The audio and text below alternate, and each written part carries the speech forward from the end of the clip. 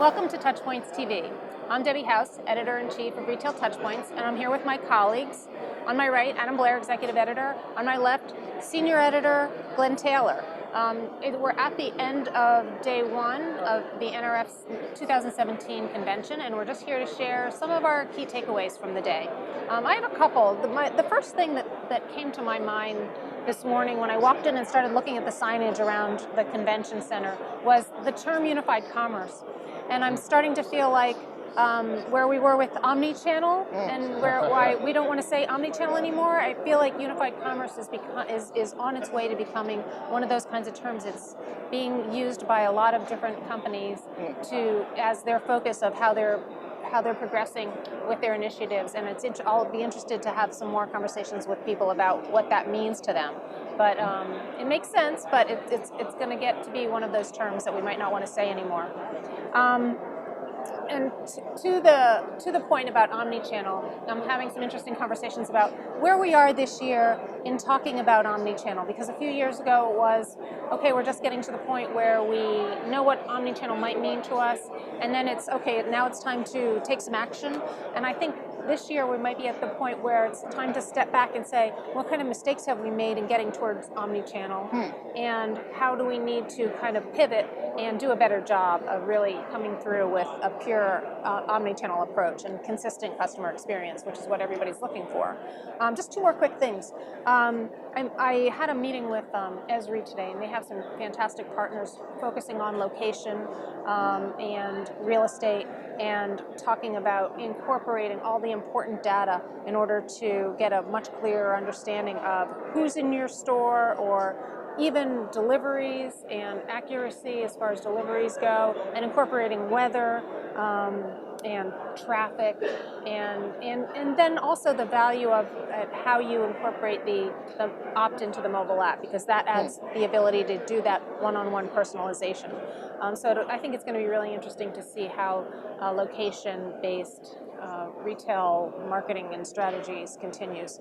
And then the last one was, I was in a session, and the term that really got to me was it was prescriptive versus predictive analytics. And so it's not just about being able to predict behavior, but you have to move beyond that now to finding a prescriptive way to move forward. And it's something I think I need to think about a little bit more, but I think just that idea of prescriptive versus predictive is important, and I want to give it some more thought, but food for thought for everyone. Yes. Adam, share with us a little bit of how your day was. I would be happy to. So I went to a session that was featured Aldo Shoes, and they've shown some impressive results. And one of the things that stuck with me was that they are sending fewer emails, 40% fewer emails, but getting up to 70% more conversions. And their CMO was talking about this and saying it's less about frequency and more about personalization. It's a pretty basic concept, but it sounds like it's something that they're executing very well. And they're across a lot of different things. They have their own stores. They sell through wholesalers, so their connection with the customer is very important to them to keep that going. The other thing that was interesting was I got a quick tour around the Zebra Technologies booth, which is enormous and has a lot of their partners in with it. And the big theme there, or the thing I took away from that, was the importance of visualization. So they have things that essentially mimic having an eye in the sky, a bird's eye view of your store. And it's not just that you can see what's going on, but they're attaching data and information to the people, the products, and also bringing them together. So there's a lot of use cases around staffing, where people are located within the store, loss prevention, inventory, merchandising. It really, again, it's not something that's hasn't been done before, but it's done with a visual thing, a visualization that's much easier for people to grasp quickly. So that kind of impressed me, and that I think that's going to be a theme at the show and maybe in retail in 2017. I think that's a good segue to there we go. Glenn's conversation. There you go, Glenn. Yeah, absolutely. I had a great conversation with Jerry Hum, the CEO and co-founder of Touch of Modern, earlier today. He's a 2016 RIA winner, so we're very familiar with him. Talked a little bit about potential moves for 2017, especially in the content aspect of things. visually. He wants to implement, different blogs, product videos now into his arsenal, as well as lifestyle tips, different types of environments to really give consumers an idea of how to really utilize the products, give a little, pizzazz to it. He also kind of talked about his differentiation and how, we live in a world that's very dominated by Amazon, obviously. And Amazon had to come into the conversation, didn't they? e-commerce You can't world keep it very out. much, always brings them up. And they talked about really the idea that, differentiation from them works for Touch of Modern because really, they're looking at this more as having a mobile app, being able to entertain a consumer to bring them back. Not always is the person that's shopping at Touch of Modern actually going to shop there at that immediate time, but they'll see the products and want to come back again. Whereas Amazon has all the products in the world. We know this. They have all the search capabilities in the world. But many times you are just searching for that product and getting many of those kind of products.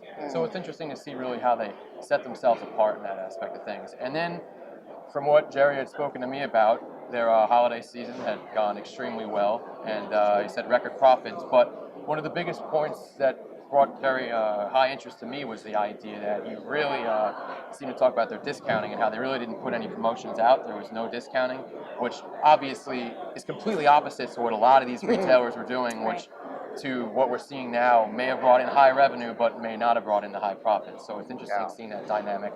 And it kind of ties in one of my sessions I had late today, which discussed how data really replaces, how data may be the way to replace discounting. And just, it was a good point from Samantha Sirkin, the CEO of Point93, basically bringing up the idea that, look, it could be a one-way street a lot of times with retailers. When it comes to setting prices, they set the price, consumers, they just kind of take it. So it's really the case of why are you discounting at 30% when you could be maybe at 22 or 20? It needs to be more scientific. Yeah. Good point. It's not a one size fits all, or it doesn't have to be a one size fits all with discounting. And there's so much over promotion these days, and consumers expected that, maybe taking that opposite approach is part of the reason why they were successful. So, thank you. Yeah, an interesting case study. Yeah, I think it was Paula Rosenblum who was saying that the Black Friday doorbuster sales and the Thanksgiving Day sales have trained customers to be expecting them. So, that staying open on Thanksgiving wasn't necessarily a net gain. It was, it was more of a promotional PR thing rather than you can something benefiting you. Discount your way right out of business. It's probably entirely possible. Yes. All right. Well, thanks to both of you, and Thank you. get some rest tonight. We're looking forward to another great day tomorrow and Tuesday at NRF 17. We'll look forward to seeing you there as well. Take care.